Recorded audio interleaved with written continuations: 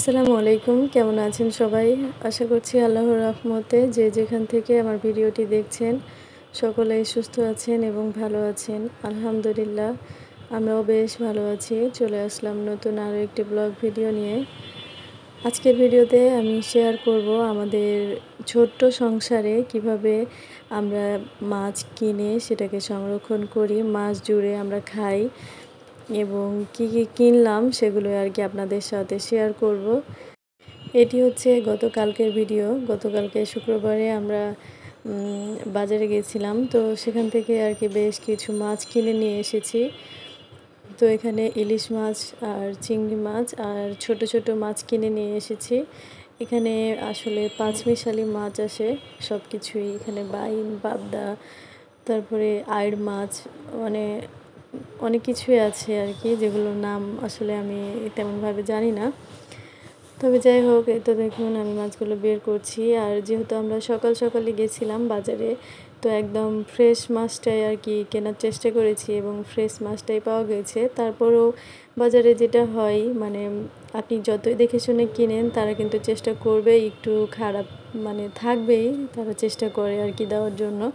তো বেশি মাছ নিলে তো আসলে অত বেশি বেছে আর কি নেওয়া যায় না। তবে চিংড়ি মাছ আর ইলিশ মাছটা অনেক বেশি ফ্রেশ ছিল।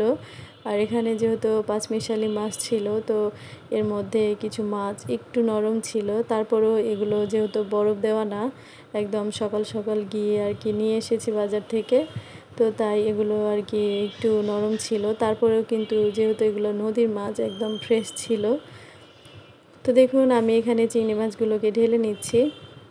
আর এই চিংড়ি মাছগুলো কিন্তু সাইজে অনেকটা বড় ছিল, কিন্তু ভিডিওতে আসলে তেমন একটা দেখাচ্ছে না। তবে বাজারে কিন্তু একটা জিনিস দেখলাম যে চিংড়ি মাছের যে পাওয়ালা যে চিংড়ি মাছগুলো আছে সেগুলোর কিন্তু তুলনামূলক দাম কম। আর এই যে পা ছাড়া যে চিংড়ি মাছগুলো আছে এগুলোর কিন্তু একটু দাম বেশি। তো ফার্স্ট টাইম আসলে বুঝতে পারিনি, তো তখন আসলে চিন্তা ভাবনা করছিলাম যে কেন ওইগুলো তো আসলে একটু বড় চিংড়ি, তো ওইগুলোর আবার দাম কম কেন আর এগুলোর বেশি কেন। তো পরে আর কি চিন্তা ভাবনা করে দেখলাম যে চিংড়ি মাছের যে পাগুলো থাকে এগুলো তো ওজনে বেশি নেয়, কিন্তু সেগুলো তো আসলে খাওয়া যায় না। তো যাই হোক, পরে চিন্তা ভাবনা করে এ পা ছাড়াই আর কি চিংড়ি মাছগুলো নিয়েছি। তবে চিংড়ি মাছগুলো কিন্তু আমার কাছে মনে হচ্ছে একটু মানে বয়সের মানে কাটতে গিয়ে অনেক মানে শক্তি লাগছে আর কি, হাত পাগুলো অনেক শক্ত হয়ে আছে। তো যাই হোক, আমি প্রথমে কাঁচি দিয়ে কাটার চেষ্টা করছিলাম, পরে দেখলাম যে না, হচ্ছে না, তখন আবার বটি দিয়ে কেটে নিয়েছি। তো এতে দেখুন আমি সব ধরনের মাছ কিন্তু কেটে নিয়েছি। আর আমাদের সংসারে কিন্তু ৩ জন, মানে আমরা হাজব্যান্ড ওয়াইফ আর আমার ছোট্ট একটা বাচ্চা আছে। তো যেহেতু আমার ছেলে তেমনভাবে মাছটা খায় না, তো আমরা ২ জনেই আর কি মাছটা খাই। তো এই মাছে দেখা গেল আমাদের ১৫-২০ দিন অনায়াসে পার হয়ে যাবে। এভাবে একসাথে মাছ নিলে যেটা হয়, দামটাও একটু কমে পাওয়া যায়। আর একদিনে কষ্ট করে রেখে দিলে বেশ অনেক দিন পর্যন্ত রিল্যাক্সে থাকা যায়, শুধু ফ্রিজ থেকে বের করে ধুয়ে তারপরে আর কি খাওয়া যায়। আর এই তো দেখুন সবগুলো মাছ আমি এভাবে প্যাকেট করে এখন রেখে দিয়েছি। আর ইলিশ মাছটা কিন্তু কাটিনি, যখন খাবো তখন সেটা আর কি কেটে খাবো, কারণ ইলিশ মাছ আস্ত ফ্রিজে রাখলে নাকি তার স্বাদ, গন্ধ সব কিছু নাকি অটুট থাকে। তো তাই আর কি আমি সেটা আস্তই রেখে দিয়েছি।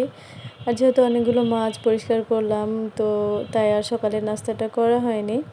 তো এজন্য বাইরে থেকে পরোটা এবং সবজি কিনে নিয়ে এসেছে, আর বাসায় ডিম সিদ্ধ করেছি আর চা বানিয়েছি। তো এগুলো দিয়ে আমরা আসলে আজকে সকালের নাস্তাটা করে নিয়েছি। আর মাছ পরিষ্কার করতে যেহেতু একটু সময়ের দরকার হয়েছে, প্লাস আমার ছোট বাচ্চা, আমি সেই মাছটি কাটতে গিয়ে আমার ছেলের জন্য সম্ভবত ৪-৫ বার উঠেছি আর আবার কেটেছি, মানে এভাবে আর কি আজকের মাছগুলো কেটেছি। তবে একসাথে কেটে নিলে কি হয়, পরবর্তীতে আর ঝামেলা হয় না, ফ্রিজ থেকে বের করে আর কি খাওয়া যায়। তো যাই হোক, এখানে আমি তো ভেন্ডি ভাজিটা করে নিয়েছি, দুপুরে রান্নাবান্না শুরু করে দিয়েছি। তো আমি এখানে ভেন্ডি ভাজি করব। আর ওই যে দেখলেন ফ্রিজের সব কিছু প্যাকেট করার সময় আমি যে বাটিতে মাছগুলো দেখিয়েছিলাম, তো সেগুলোই আর কি এখন রান্না করেছি, প্লাস কিছু বাইম মাছও রান্না করেছি। মানে ওখানে শুধু পাবদা মাছ ছিল, তো পাবদা মাছ রান্না করে নিয়েছি আর বাইম মাছটাও রান্না করেছি। তো ভিডিওর এ পর্যন্ত যারা আমার সাথে আছেন প্লিজ ভিডিওতে একটা লাইক দিবেন এবং এখনও যারা আমার চ্যানেলটিকে সাবস্ক্রাইব করেননি প্লিজ সাবস্ক্রাইব করে আমার পাশেই থাকবেন। তো এতে দেখুন আমি এদিকে ভেন্ডি ভাজিটা করে নিয়েছি আর মাছ রান্না করার জন্য আমি এখানে মশলাটাকেও কষিয়ে নিয়েছি আর এখন আমি মাছগুলোকে দিয়ে দিচ্ছি।